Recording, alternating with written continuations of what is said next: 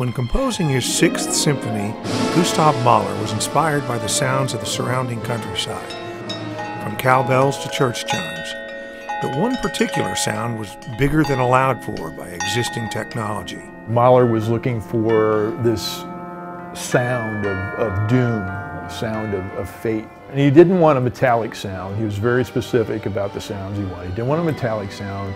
He wanted a really loud boom, wooden sound. The score for Mahler's Sixth Symphony, which will be performed by the Eastern Connecticut Symphony Orchestra Saturday, calls for 3 Hammerschlag, or hammer strikes. But Mahler, perhaps aware of the majestic implication of tragic blows of fate, never specified what instrument could pull off the Hammerschlag. And so it's incumbent on each orchestra that plays the piece to provide their own solution. Connie Coghlan, the ECSO's principal percussionist, immediately thought of Mark Weaver. In addition to being an ECSO trombonist, Weaver is an expert woodworker. Along with his fellow trombonist, Vic Johnson, he created a homemade hammer drum in his garage. I thought it'd be a challenge, and it was fun. The research part of it was really fun.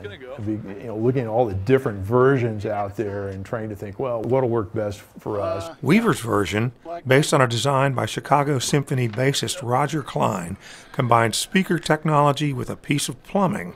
The funniest thing, though, was going to Home Depot and buying the materials and trying to explain to Dennis at Home Depot what I'm building. He goes, it's like, y'all building like a coffee table, or, And I said, we're actually building a drum. And he goes, what?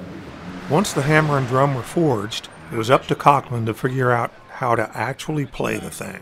I was saying to Mark, I said, I don't have a lot of experience box hitting.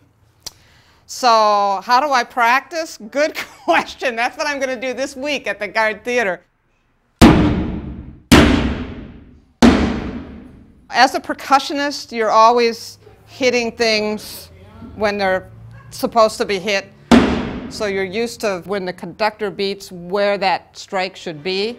But the problem with this is it has the weight. The conductor and I are going to have to work it out, as well as the bass drummer, because the bass drummer plays, it's like full sound at that point. There's bass drum and this box. It's going to have to be some kind of eye contact and just, it's going to take practice. It's not something that I've done much. But if anybody wants to hire me after this concert as principal box hitter, that'd be great. The question remains, what do you do with a homemade instrument that is only struck 3 times during an entire symphony? A friend of ours in the Hartford Symphony, trombone player, of course, actually said, yeah, he goes, Mark, I can see it now. October 23rd, Craigslist, beautiful handmade coffee table for sale.